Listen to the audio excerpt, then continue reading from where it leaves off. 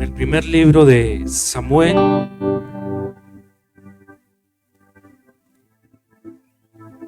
segundo libro de Samuel,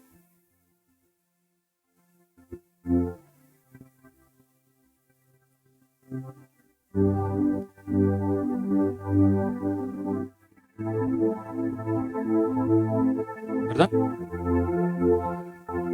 Ok, los niños pueden pasar a sus clases.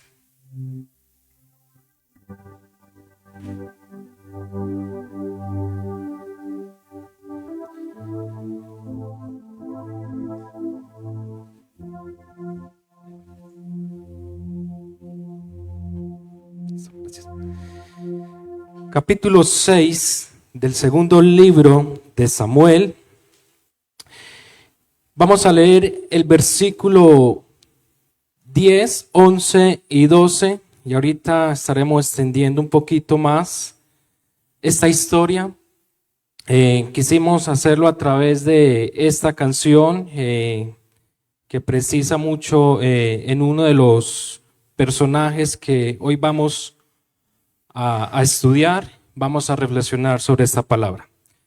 Leo a favor de ustedes en la versión Las Américas, versículo 10, dice: y David no quiso trasladar el arca del Señor con él a la ciudad de David, sino que la hizo llevar a la casa de ¿quién?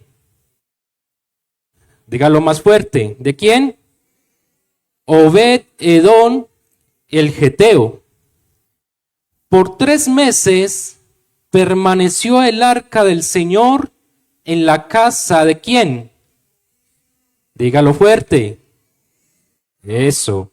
Y bendijo el Señor a Obed-Edom y a toda su casa.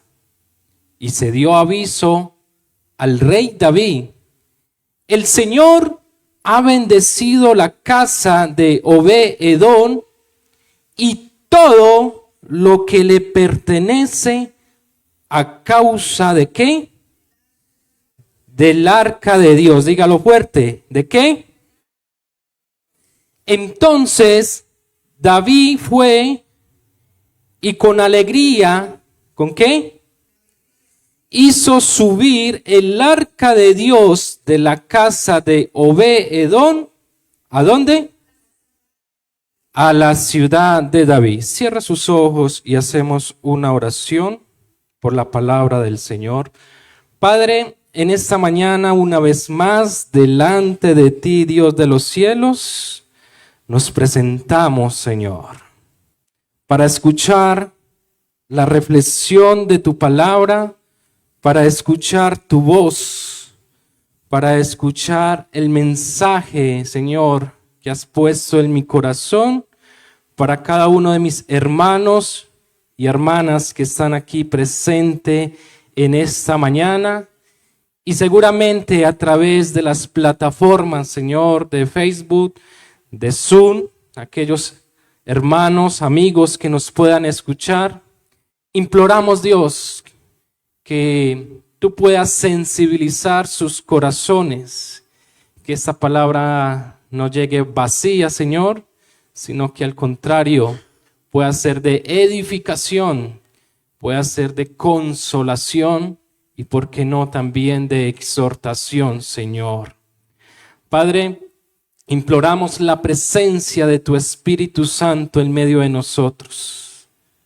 Tal vez hemos llegado con distractores, Señor, de la semana, cansados, agobiados, en luchas, pruebas, dificultades, otros alegres para contar de tus milagros, Señor. Pero permítenos, Dios, en nuestra humanidad, Dios, que tú puedas tomar el control de nuestros pensamientos y que tú nos ayudes a estar atentos a tu palabra. Te damos gracias, Señor, que la honra sea para ti. Presento mi vida delante de ti, Señor. Estoy acá por tu misericordia. Permíteme ser ese instrumento para transmitir el mensaje de tu palabra. Y permítenos reflexionar en esta mañana en ella. En el nombre de Jesús. Amén y amén. Pueden sentarse. Si usted quiere, de pronto no lo ha hecho, saludar a la persona que usted tiene a su lado, lo puede hacer. Salúdelo, el que está atrás, adelante, dele un fuerte apretón de manos si es posible. Y hágale una advertencia: a partir de este momento no me hable. A partir de este momento no me hable. Solamente voy a escuchar la voz de nuestro Dios. Amén. Muy bien. Antes de empezar este tema, la presencia de Dios en mi vida, que lo hemos basado en este texto que acabamos de leer. No sé, el pastor como creo que sí se le olvidó un anuncio que fue los bautizos, ¿cierto? Entonces, si usted aún no ha dado ese paso de fe, de pronto tiene un amigo, una amiga que viene, está motivado y que usted está evangelizando, que usted está conversando. Para el próximo semestre se tiene planeado un espacio para bautismo. Entonces, si usted lo quiere hacer o si conoce, se acerca al pastor, le da el referido, o si usted mismo es el referido, le dice: pastor, quiero dar ese paso de fe, ¿qué hay que hacer? ¿Sí? Quiero hacerlo. Entonces, es una bonita oportunidad para que usted también lo haga. Y no sé si Aleja lo hizo, atrás hay unas Biblias que hemos traído a través del Ministerio de Nueva Generación, que son Biblias muy económicas, ¿cierto? Entonces, si usted de pronto tiene la oportunidad de bendecir su vida espiritual y usted dice: ve, hace 15 años tengo esta Biblia conmigo, ya me da hasta miedo abrirla porque me quedo con la pasta en la mano. Entonces, ahí está la oportunidad para que usted pueda renovar su Biblia. Es que la que tengo la tengo rayadita y ya sé que donde yo la abra, yo ya sé dónde voy a buscar el versículo que no me sé. Es la oportunidad de que usted nuevamente vuelva a empezar a hacer esto para que vuelva a estudiarla y vuelva a memorizarla. ¿Listo? Entonces también hay unas Biblias y unos libros. Bien. Muy bien. Entonces vamos a tratar este tema, la presencia de Dios en mi vida, y vamos a centrarnos en este texto. Es un tema que para nosotros puede ser muy conocido, que nos han hablado mucho de la presencia de Dios, pero que de una otra forma en el caminar vamos perdiéndole el sentido y la importancia que tiene la presencia de Dios en nuestras vidas. Lastimosamente, para muchas personas, muchas doctrinas, iglesias, la presencia de Dios la han vuelto en una manifestación de emociones. Si usted fue a la iglesia y ese día no cayó, no tembló o algo así su cuerpo, ese día no hubo la presencia de Dios en su vida. Dentro de nuestra doctrina, como emanuelitas que somos, la presencia de Dios siempre hemos creído que se manifiesta a diario en nuestros corazones, en nuestro andar, y que a través de la palabra vemos cómo Dios se puede glorificar en nosotros de una forma aún sobrenatural, ¿cierto? Entonces, no depende de que si yo lloro, de que si yo tiemblo, si yo caigo, la presencia de Dios fue manifestada, no. La manifestación es permanente en nuestras vidas y en nuestro diario vivir. Amén. ¿Cuántos han sentido la presencia de Dios hoy? Amén, ¿verdad? Muy bien. Entonces, para luego de esta breve introducción y para centrarnos en esta historia, dale, Ángela o Daisy. Quiero que miremos 3 escenas de este pasaje para que lo podamos estudiar a profundo y podamos ser bendecidos a través de ello, ¿sí? Vuelva conmigo al capítulo 6 del segundo libro de Samuel, los versículos que estamos leyendo, el 10 al 12, ¿sí? Y lo primero que creo que debemos de analizar es dónde se da este suceso de que David quiere volver a traer el arca de Dios a su pueblo, o en este caso, a Jerusalén. ¿Sí? Recuerden que aquí encontramos varios personajes dentro de esta historia. Podríamos hablar que se encuentra Dios como centro de atracción por lo que quiere realizar David, ¿cierto? Y este Dios lo vamos a ver a través del arca, del pacto del arca o el arca de Dios. Ahorita lo vamos a profundizar, cuáles eran esos nombres que recibían, pero podemos decir que dentro de este pasaje hay varios personajes y que uno o el central sería Dios a través de lo que representa el arca. Vemos también a David como rey.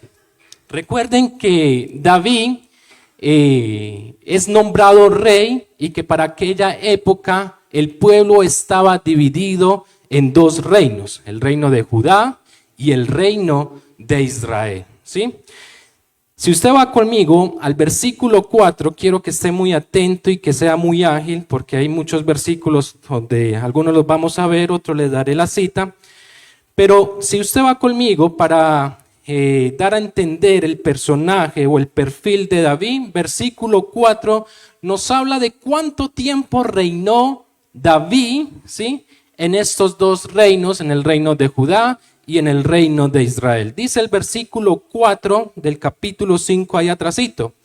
David tenía 30 años cuando llegó a ser rey. ¿Cuántos años tenía David? 30 años. ¿Y reinó cuántos? 40 años. ¿Quiere decir que cuánto murió? 70. Muy bien. Versículo 5. En Hebrón reinó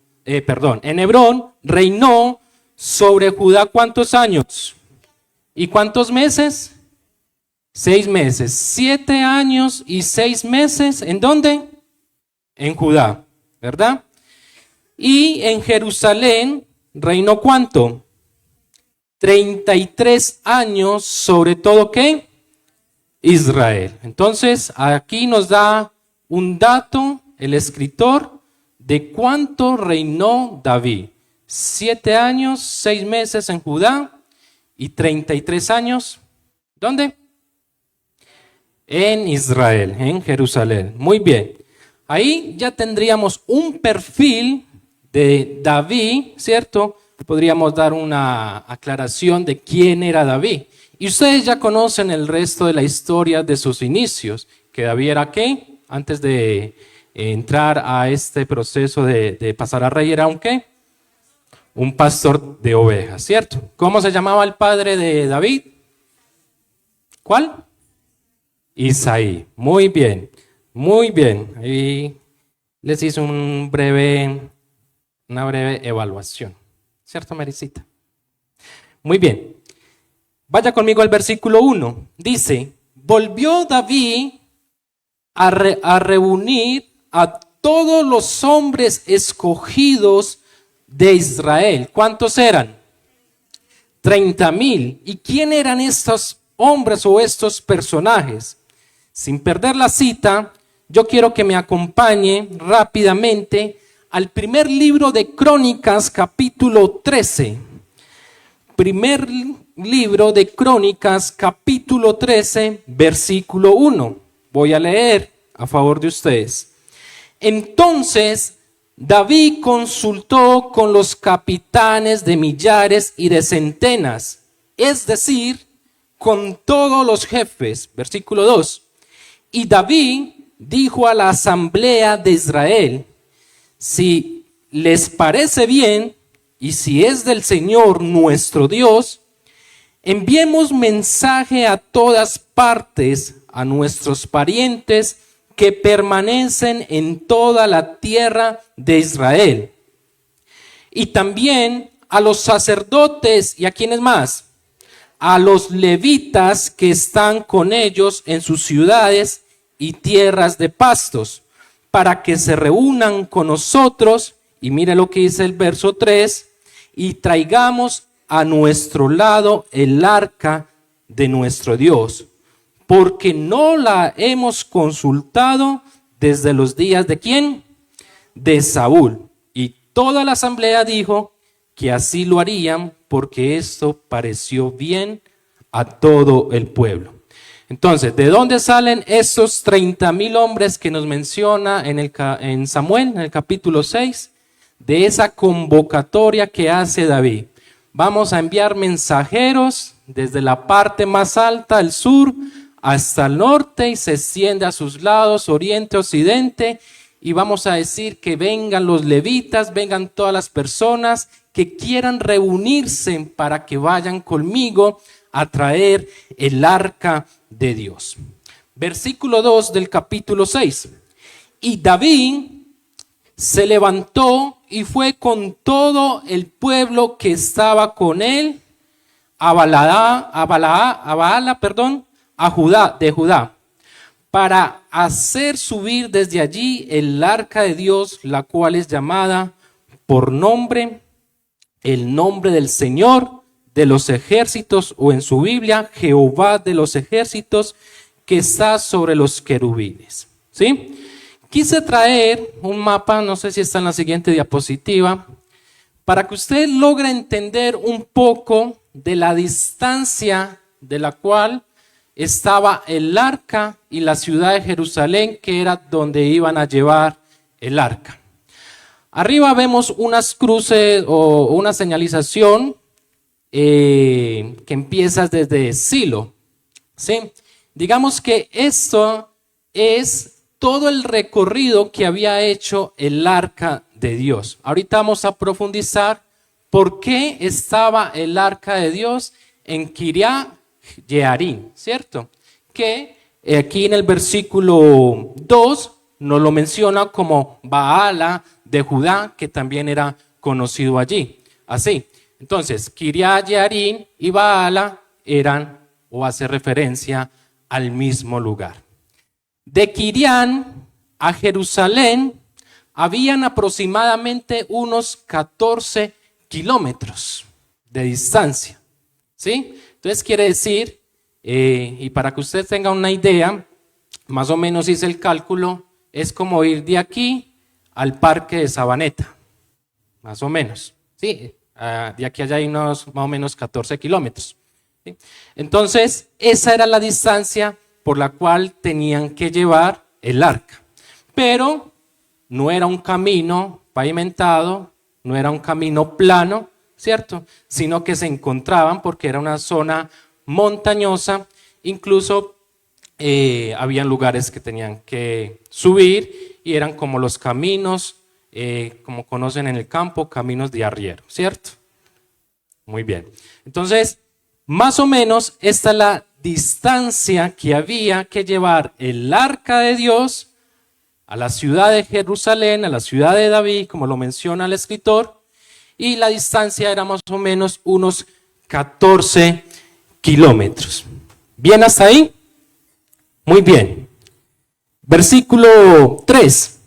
Pusieron el arca de Dios sobre un carro nuevo. Ahora, ¿dónde estaba el arca de Dios en ese momento? El escritor nos lo dice ahí en el versículo 3. Pusieron el arca de Dios sobre un carro nuevo para que la pudieran llevar de la casa de ¿quién? Abinadab, que estaba en la colina. Y aquí nos menciona a dos personajes muy importantes. Usa y Ahío, hijos de Abinadab, guiaban el carro nuevo. ¿Sí? ¿Qué hacía el arca de Dios en la casa de Abinadab? Resulta que si usted se devuelve, y lo dejo como tarea, al capítulo 4 del primer libro de Samuel, va a encontrar la historia que cierto día el pueblo de Dios dejó de darle la importancia al arca de Dios que representaba la presencia y la empezaron a utilizar como, ¿cómo se dice esto? Un agüero, algo como la lámpara de Aladín, que es sino frotarla y él sale, ¿cierto?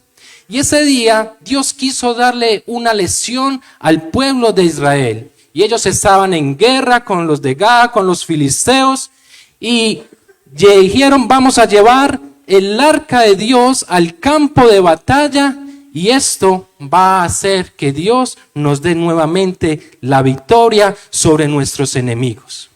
Cuenta la historia que cuando la llevaron, ese día nada sucedió y murieron más de 30,000 hombres o soldados del pueblo de Israel. Dios no obró. Y lo peor de todo esto es que el arca fue raptada, fue robada, fue secuestrada por el pueblo, o por los filisteos. De ahí un nombre muy conocido, Icabod, ¿sí? El arca de Dios se ha ido, la presencia de Dios se ha ido sobre una de las hijas, o nueras mejor, del sacerdote Elí, ¿sí? Y fue robada. ¿Y cuánto tiempo estuvo el arca de Dios en la casa de Abinadab? Bueno, la Biblia nos da también ese dato de cuánto estuvo el arca allí en este lugar. Dice que estuvo alrededor de 20 años en la casa de este hombre. 20 años en el que el rey Saúl se olvidó de que el arca de Dios representaba la presencia de Dios. 20 años en que todo mundo dejó de darle la importancia y de recordar y decir, tenemos que ir a recuperar el arca, tenemos que volverla a traer, porque esto fue un pacto que Dios había hecho con nosotros. ¿Sí? Muy bien, entonces hasta el versículo 3 vemos ese recuento de lo que está sucediendo, de lo que está pasando, de dónde nació la idea, dónde está el arca, cuál es el recorrido que se había o que habían que realizar para llevar el arca a Jerusalén. Y nos sigue diciendo algo que no podríamos pasar por alto y que ustedes dirán y juzgarán, ¿y qué de malo hizo este hombre? Dale, Ángela. ¿Sí? Bueno, listo. Entonces vamos a mirar, antes de entrar al personaje de Usa, qué era el arca de Dios.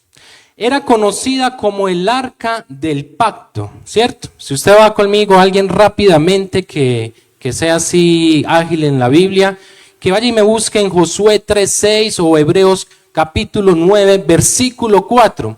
Y allí vamos a encontrar que el nombre que recibe el arca era el arca del pacto. Y esto era un pacto que había hecho Dios para darle al pueblo de Israel diciéndole, mi presencia siempre estará con cada uno de ustedes. Por eso se conoce como el arca del pacto, porque eso es lo que Dios había hecho con el pueblo de Israel. Siempre mi presencia irá con ustedes. Algo así como la promesa que le había dado a Moisés en el capítulo 33 de Éxodo. Mi presencia siempre estará contigo, siempre irá contigo. Capítulo 9 de Hebreos, versículo 4. ¿Quién lo tiene?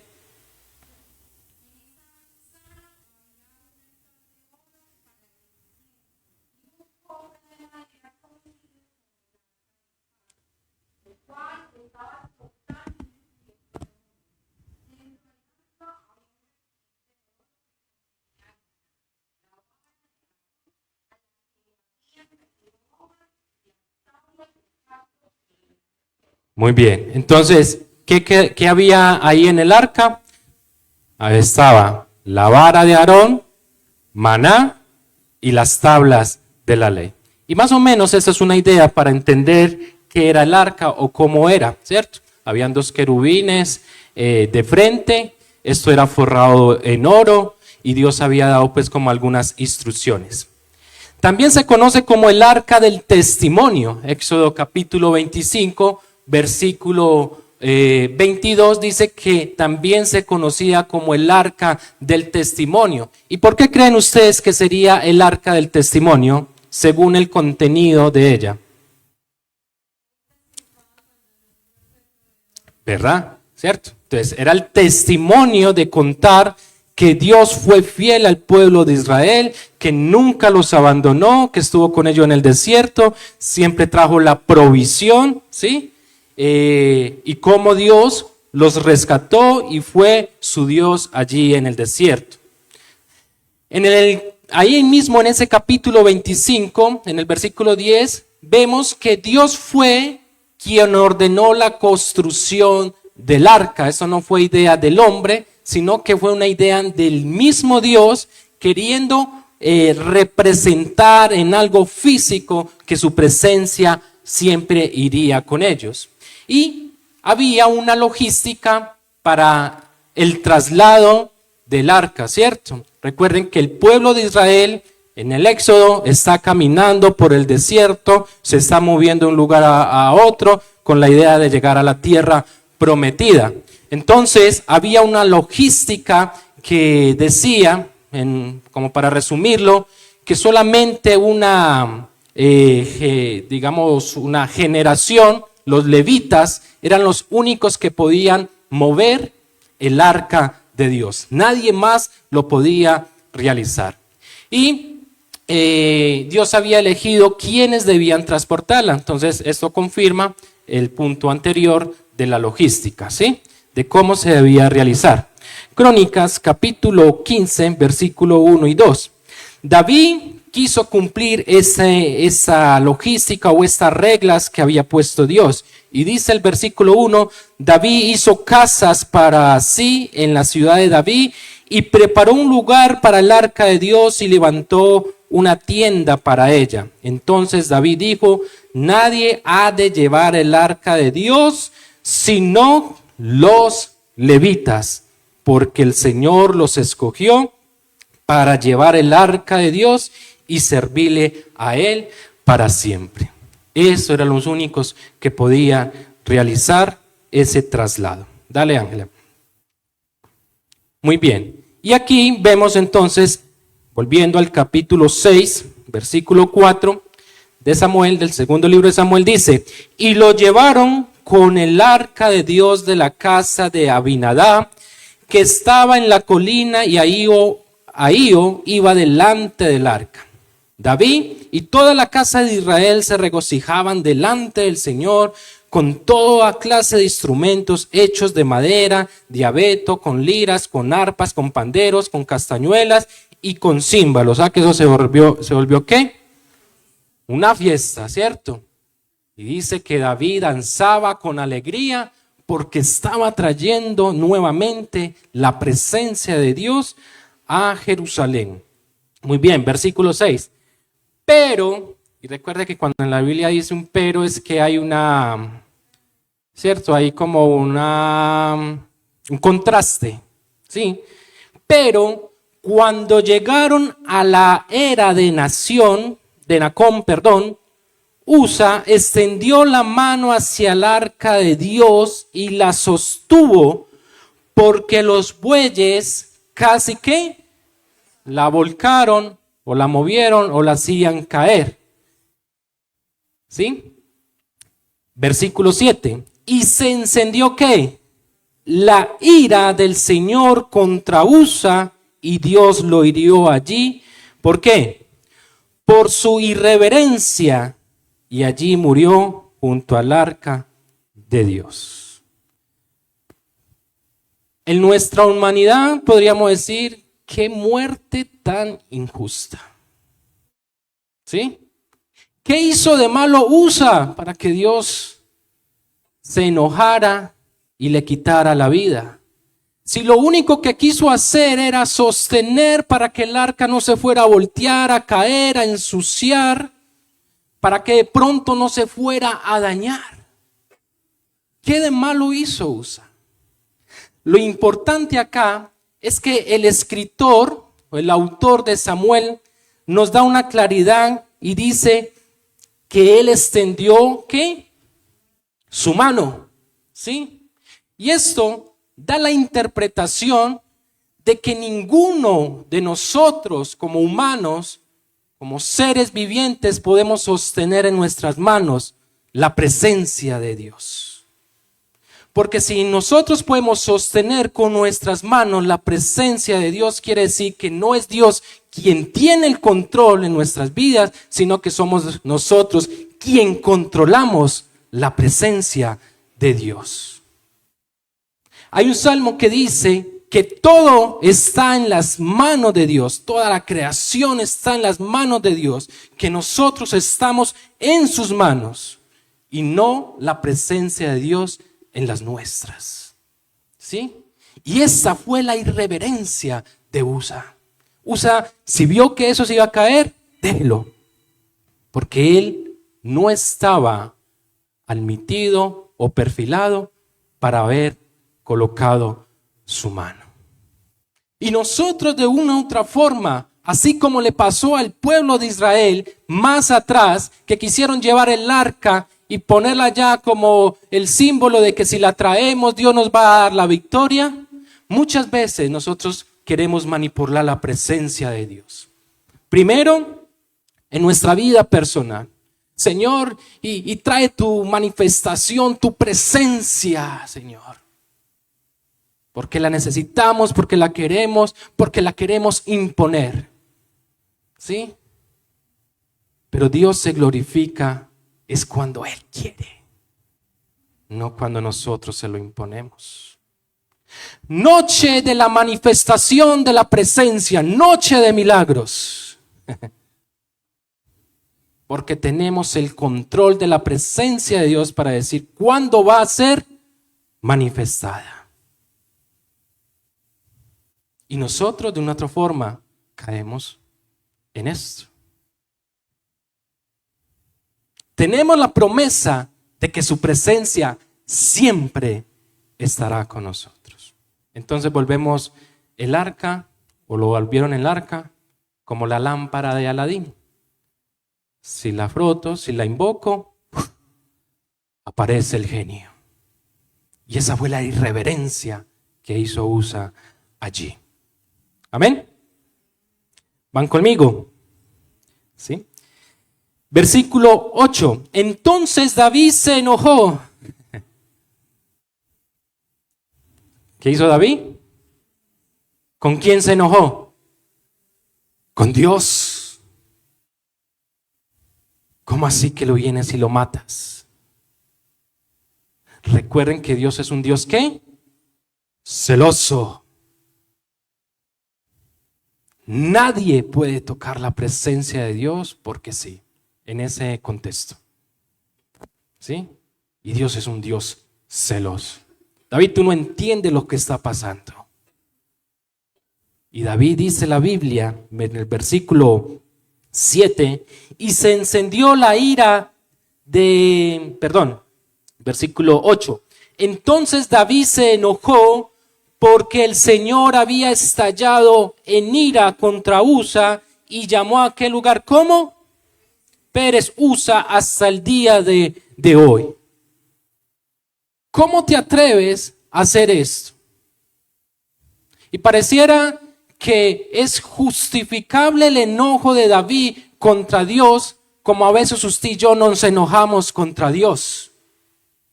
¿Por qué dejaste que esto sucediera? ¿Por qué dejaste que me robaran? ¿Por qué dejaste que me diera esta enfermedad? Y no lo mostramos como la emoción de enojo, de ira, pero en nuestra mente sí maquinamos, ¿por qué Dios permite esto? ¿Por qué Dios permitió que viniera una avalancha y barriera con todo un barrio, con un montón de casas, con un montón de personas? Porque nosotros queremos tener el control de su presencia en nuestras manos y hacer conforme a nuestra voluntad. Y dice la Biblia que David no solamente se enojó, sino que desertó ¿qué? Su plan de querer llevar el arca. Verso 9. David tuvo temor del Señor aquel día. No. Yo no voy a tocar esto. No, va y me mata a mí. por querer llevarlo a Jerusalén va y me mata a mí también? ¿Cierto? Se llenó de un temor. Y este temor no es un temor desde el original, un temor de reverencia, es un temor de miedo, de pánico, ¿sí? No es el temor del principio de nosotros, del temor a Jehová. Ese era un temor de miedo, de pánico. No voy a ir, no lo voy a llevar. Eres injusto, Dios. No estoy de acuerdo que hayas matado a Usa de esa forma. Él no iba a hacer nada malo, pero él no lo entendía. Como usted y yo a veces no entendemos por qué Dios obra de esa forma. ¿Por qué Dios no me sana? ¿Por qué Dios no me quita esta dolencia? ¿Por qué Dios no trae a mi hijo, a mi esposo? ¿Por qué Dios no contesta mi oración? Es que no es como tú quieras, es como Dios quiere que así sea. Amén. David tuvo temor del Señor aquel día y dice la Biblia, y dijo, ¿cómo podrá venir a mí el arca del Señor? ¿Cómo la voy a llevar? No. Versículo 10, el que leímos ahorita al inicio. Y David no quiso, renunció. ¿Ustedes qué creen qué razón le iba a dar David? ¿A cuántos hombres lo habían acompañado? 30,000. ¿Sí? Versículo 1. ¿Qué le voy a decir a esos 30,000 que Usa murió solamente por querer que el arca no se ensuciara? No. Va y mata a esos 30,000 y me quedo yo sin hombres, sin sacerdotes, sin soldados, sin jefes. ¿Sí? Y David no quiso trasladar el arca del Señor con él a la ciudad de David o a Jerusalén, sino que la hizo llevar a la casa de ¿quién? De Obed-Edom. Ahora, dale Ángel ahí la otra. ¿Quién era Obed-Edom? El arca de Dios en la casa de Obed-Edom. Permítanme, por aquí me ubico. Obed-Edom, su nombre, Obed, significa siervo. Entonces, siervo de Edom, ¿cierto? Alguien que servía. Hay dos hipótesis de su gentilicio, o de su generación, de su linaje, de dónde era. Algunos dicen que viene de una descendencia de los filisteos porque se cree que este hombre vivía en Gat, ¿cierto? Que vivía en Gat y que se había movido a la otra ciudad de Baala. Y hay una segunda versión que se dice que era de Gad de Giol, que era un lugar de descendencia de sacerdotes levitas, ¿sí? Hay dos hipótesis. Cualquiera sea las dos, vemos la manifestación de Dios en la vida no solamente de Obed, sino de todo a su alrededor. Y acompáñenme en la lectura. Dice que David llevó a la casa de Obed-Edom el geteo, y que el arca estuvo por ¿cuánto tiempo en su casa? Por 3 meses permaneció el arca del Señor en la casa de Obed-Edom el geteo. Y dice, o termina diciendo el versículo 11, y bendijo el Señor a Obed-Edom y a toda su casa. ¿Sí? La presencia de Dios fue puesta en su casa. El escritor no nos dice en qué lugar la puso. Si en la sala, si en su cuarto, como la canción. No se sabe en qué lugar ubicó el arca, si en un garaje, ahí al ladito, si le hizo una tienda para ese tiempo, o sea, se la hizo ahí al lado de la casa. Se dice que estuvo en su casa, pero no nos da la referencia en qué lugar ubicó el arca de Dios dentro de su casa. ¿Sí? Pero lo que sí podemos ver es que Obed-edom fue bendecido por causa de tener la presencia de Dios en su casa. ¿Sí? Y aquí hay que mirar dos cositas. Primero, y bendijo el Señor ¿a quién? ¿A quién?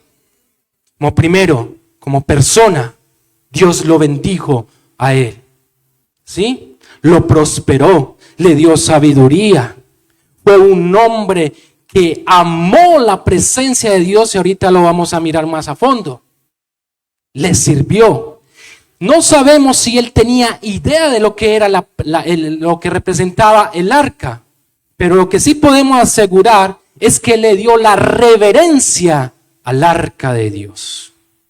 ¿Sí? Y por causa de estar el arca, dice el escritor que Dios, que Jehová, que el Señor bendijo a Obed-edom. Y ese bendecir es una bendición que es universal en la vida personal del sujeto. ¿Sí? No es una bendición precisa. ¿Cómo así? Es decir, usted es bendecido en su economía, ¿cierto? Pero puede que no esté bendecido en otras áreas de su vida y que usted está orando. Esta bendición es una bendición que le acogió todas las áreas de su vida. A tal punto que, ¿cómo termina diciendo el escritor en ese versículo?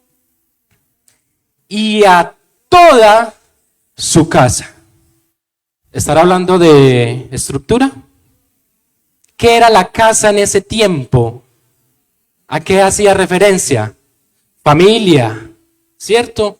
A sus hijos, a sus nietos, a sus tataranietos y los tenía, ¿sí? Todos ellos fueron bendecidos. Entonces podríamos decir que cuando la presencia de Dios llega a nuestra vida, a nuestro hogar, a nuestra casa, no solamente soy yo bendecido, sino que es bendecido. ¿Quiénes? Todos. ¿Por causa de quién? Mía, ¿cierto? De yo buscar, aceptar y cuidar la presencia de Dios. Amén. ¿Sí? Y esto le sucedió a Obed-edom. Si usted quiere decir, bueno, muéstreme en la Biblia cómo fue eso. Listo. Vamos a hacerlo rápidamente. ¿Sí? Dice que Obed-edom fue un hombre muy bendecido, y quiero que se ubiquen en Crónicas, capítulo 15. Vamos a mirar algunas. Primera, en su familia fue bendecido. Primera de Crónicas, capítulo 16, versículo 38. 16, 38. Vamos a leerlo mejor desde el 37. Y David dejó allí, delante del arca del pacto del Señor, a Asaf, y a sus parientes para ministrar continuamente delante del arca, según demandaba el trabajo de cada día. También dejó como porteros ¿a quién? A Obed-edom, también a Obed-edom con sus ¿cuántos?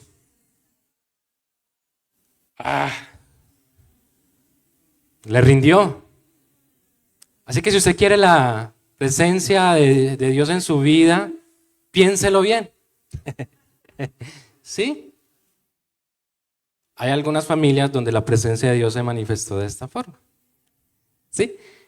68 parientes a Obed-edom y también hijo de Jedetún y a Osa. O sea, aquí hay que tener cuidado porque también aparece otro Obed-edom. ¿Sí? Hay que tener cuidado para no decir que es el mismo.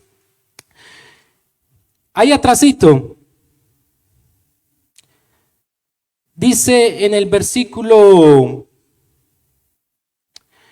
21 del capítulo 15. 15:21. Matatías, Elifeleu, Minías, Obedón, Jehiel y Asasías para dirigir con liras templadas para el Seminí. ¿Sí? Versículo 24. Sebanías, Josafá, Natanael, Amasaí, Zacarías, Benanía, Eliezer, los sacerdotes tocaban las trompetas delante del arca de Dios, y Obedón y Jeías también eran ¿qué? Porteros del arca de Dios. ¿Sí? Entonces, esto me muestra que Obedón fue impactado por la presencia de Dios, y esto lo llevó a sufrir unos cambios producidos por causa del arca de Dios. Su generación se extendió, su vida prosperó, o sea que ya era un hombre importante, un hombre adinerado tal vez, y no solamente en esto, sino que entregó su vida al servicio de Dios. Vaya, ¿usted tiene la presencia de Dios en su vida? Amén. ¿Sirve a Dios? Y hermano, y necesitamos diáconos. Amén. Prosita. Necesitamos músicos, pastores, líderes.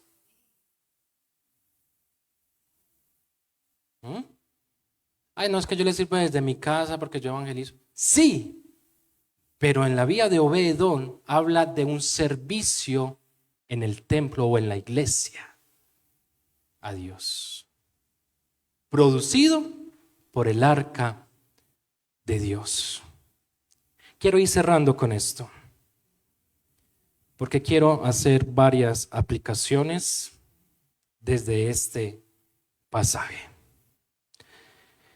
La Biblia dice en el versículo 12 del pasaje que estamos leyendo, vuelva allá, dice que luego de que Obedón es bendecido y toda su casa, David se entera de esto, versículo 12, y se dio aviso al rey David: el Señor ha bendecido a la casa de Obedón y todo lo que le pertenece a causa del arca de Dios. Todo lo que le pertenece, ¿a qué creen ustedes que refiere? Sus tierras, su ganado, ¿sí? Sus cosechas y su familia, como lo acabamos de ver en el texto de Crónicas. Entonces David se motivó nuevamente. Quiere decir que aquí encontramos nuevamente un contraste. El entonces David fue. ¿Qué creen ustedes que estaba esperando David? ¿Que le notificaran qué? La muerte de Obedón. David se fue y lo más seguro que él estaba esperando que le notificaran: la presencia o el arca de Dios ha matado a Obedón y a toda su familia. Entonces David fue. ¿Sí? No lo mató. Y dice el escritor que se alegró y con alegría hizo subir el arca de Dios. No lo mató, vamos, todos, otra vez. Aleluya, no lo ha matado. Sí la podemos traer. ¿Sí? Y hizo subir el arca de Dios de la casa de Obedón a la ciudad de David. Piense y póngase en las sandalias de Obedón. ¿Qué pensaría usted de tener luego 3 meses el arca, de haber sido bendecido, como ya lo vimos, su familia, todo lo que tenía, y llega el rey y le dice: me tengo que llevar el arca? ¿Usted qué hace? Usted se pone triste. ¿Cómo así que te me la vas a llevar? Déjamela otro mesecito siquiera. ¿Cierto? ¿Cómo así que te la vas a llevar? La Biblia no lo dice, pero dentro de la imaginación que tenemos, ¿qué sintió Obed-edom al saber que se iban a llevar el arca de su casa luego de 90 días? Y de él ver los frutos de tener el arca. Yo creo que cuando arrancó David nuevamente con el arca, así fue. Pero esto que voy a decir lo estoy anexando en la versión primera de Julián. Pero yo creo que cuando David decide llevarse el arca, tal vez hay reunión familiar. Vengan todos, se van a llevar el arca. ¿Cómo así? ¿Enfrentamos al rey? No, no. No quiero eso. ¿Qué vamos a hacer? Y David arranca con el arca y se van yendo. ¿Cierto? Entonces, más o menos, para que usted tenga una idea. Glory, cuando va David por allá, Obed-edom empieza. Más duro, duro. Eso, así, ¿cierto? David, espere. Nosotros nos vamos contigo. Toda la casa de Obed-edom se fue con David a servir en el templo de Jerusalén, en el arca, a proteger el arca de Dios. ¿Cómo sé eso? Les voy a dar solamente las citas. Primera de Crónicas, capítulo 26, versículos 7 y 8. ¿Sí? Primera de Crónicas, capítulo 16, versículo 5. Capítulo 16, versículos 37 al 38. Toda la casa de Obed-edom se fue a servirle a Dios en el templo, porque le dio la importancia. Y ahora irá Julián, ¿y esto cómo aplica a nuestras vidas? Dale, Daisy, en la siguiente. Y es que la presencia de Dios, quiero cerrar con esto. ¿Cómo es la presencia de Dios o cuál es el arca para nosotros hoy en día? Acompáñame a Mateo, capítulo 27. Mateo, capítulo 27.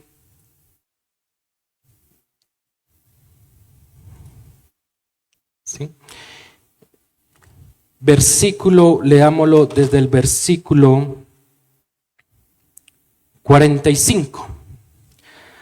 Mateo, capítulo 27, versículo 45.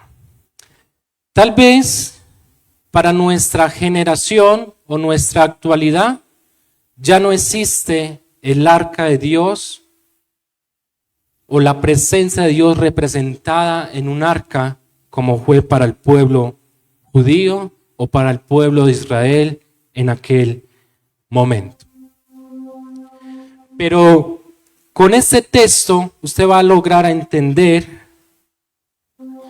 este suceso de la muerte de nuestro Señor Jesús. Versículo 45 dice: desde la hora sexta hubo oscuridad sobre toda la tierra hasta la hora ¿qué? Novena. Y alrededor de la hora novena, Jesús exclamó a gran voz diciendo: Elí, Elí, lema sabataní. Esto es: Dios mío, ¿por qué me has abandonado? Ustedes se los he compartido. Para mí, el momento más triste de toda la Biblia, de toda la historia bíblica, de ver cómo el papá Dios tiene que darle la espalda a su hijo único o a su hijo amado. Versículo 47. Y algunos de los que estaban allí, al oírlo, decían: este llama a Elías. Al instante, uno de ellos corrió y tomando una esponja la empapó en vinagre y poniéndola en una caña le dio a beber. Pero los otros le decían: deja, veamos si Elías lo viene a salvar. Entonces, escúchelo, Jesús, clamando otra vez, y ese otra vez vuelve a citar las palabras de arriba: Dios mío, papá, ¿por qué me has abandonado? Para que usted pueda entender, cuando dice clamó otra vez, dice exhaló, ¿qué? Su espíritu.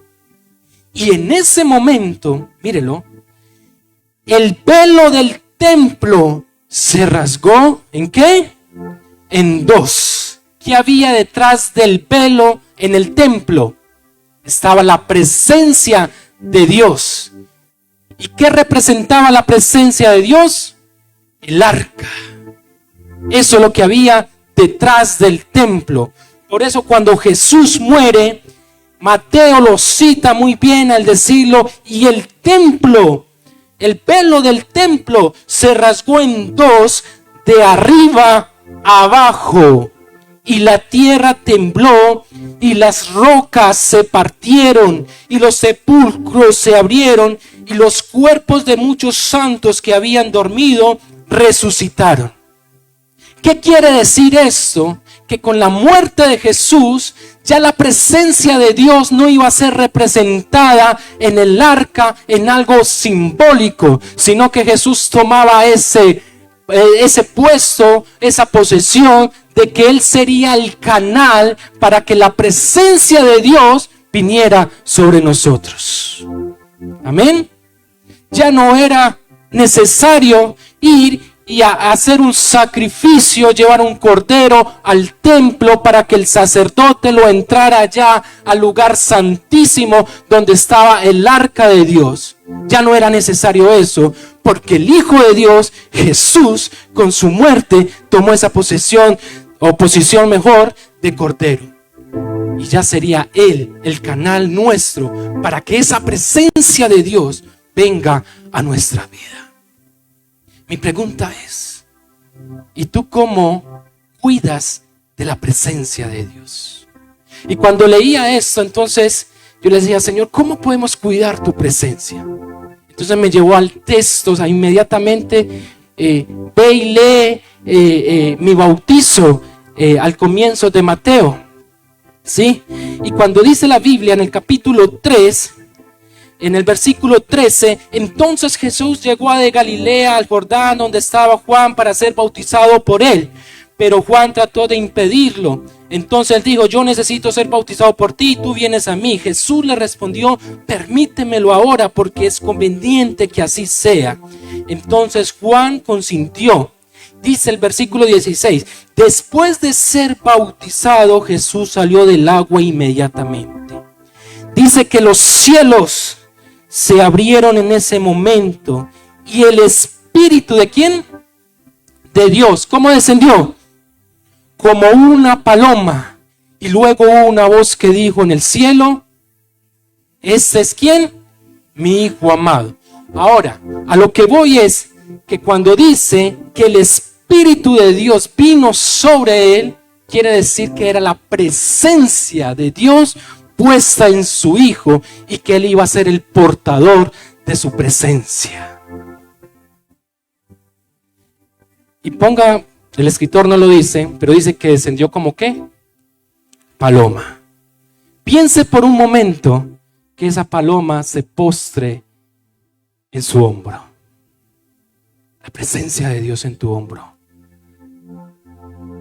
Tengo que caminar suave, despacio, porque si corro, la puedo espantar. Si brinco, la puedo espantar. Y piense por un momento, la presencia de Dios puesta allí como una paloma. Tengo que caminar suavecito, porque está la presencia de Dios. Y la tengo que llevar a mi trabajo, porque es la presencia de Dios, suavecito. Tengo que hablar suave. Y ese hablar es el vocabulario de la presencia de Dios.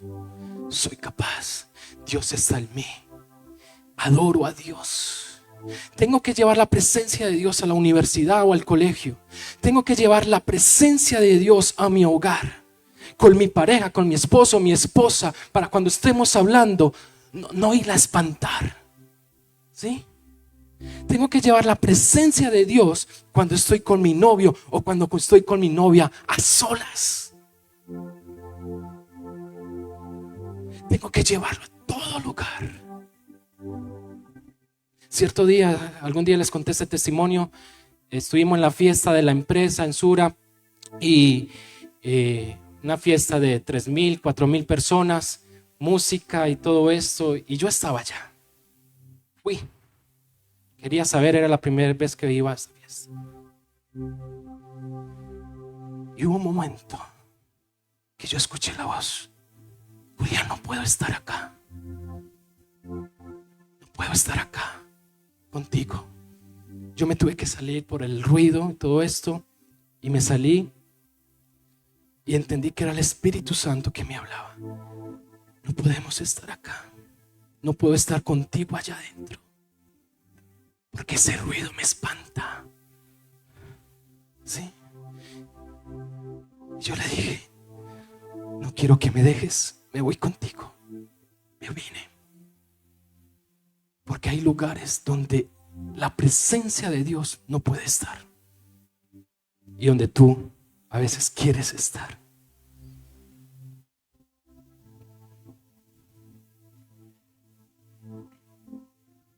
Cuando está la presencia de Dios en tu vida, tú empiezas a hablar y tu vocabulario cambia. Pero a veces pareciera que no la tenemos y que no le hemos dado el valor que merece, porque gritamos, insultamos, hacemos sentir mal, señalamos, peleamos entre nosotros mismos. Celos ministeriales, celos de líderes, celos de que a aquel le va bien y a este no. La presencia de Dios me lleva y que cuando usted viene acá, antes de salir, usted debería de abrazar 2, 3 personas. Porque la presencia de Dios no es apática al hermano o a la hermana. Cierre sus ojos.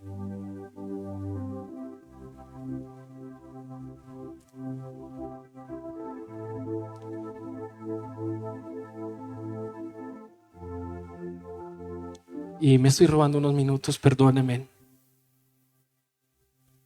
Pero no mire su reloj. Mire a Dios. Mire a Dios. Mire a Dios.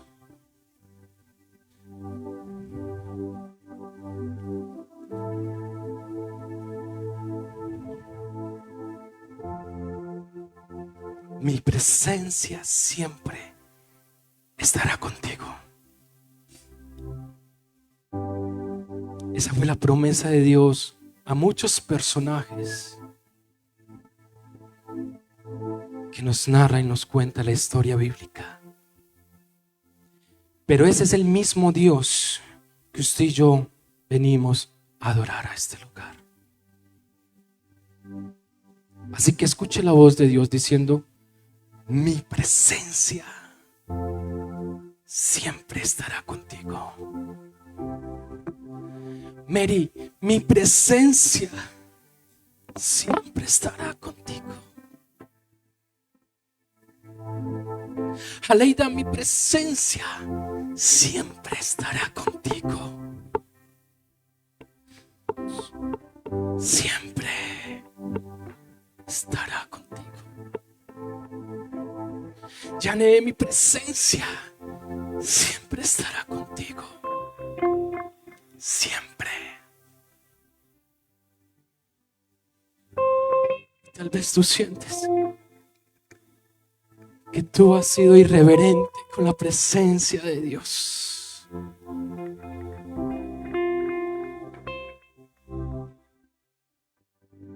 Tal vez tú dices: yo no soy merecedor para portar su presencia. Pero no olvides que hubo un cordero que entregó todo de sí en la cruz para que tú fueras merecedor de portar la presencia del Dios Altísimo. Y si tú dices en esta mañana, Julián, es que he sido irreverente con la presencia, la he abandonado, no la he cuidado, no he sido cuidador con su presencia, pero dentro de ti tú tienes el anhelo de recuperarla. Entonces yo te voy a invitar a que te pongas sobre tus pies. Si hay que pedir perdón a Dios, hazlo, porque tal vez hay cosas que han espantado la presencia. Si has sentido desánimo por causa de muchos problemas, entonces dile: aquí estoy, pero quiero tu presencia, quiero ser portador de tu presencia, quiero llevarla conmigo a todo lugar. Señor, yo oro para que tú los ministres, para que tú toques sus corazones, Señor. No soy quien para decirte: trae tu presencia a ellos, porque tú haces como quieres, Dios. Pero imploro, Señor, a tu misericordia, de que todos esos hermanos y hermanas que están acá, que se han parado y se han puesto sobre sus pies para reconocer, Señor, si es posible una vez más, trae tu presencia a cada uno de ellos y que ellos la puedan atesorar en el nombre de Jesús. Amén.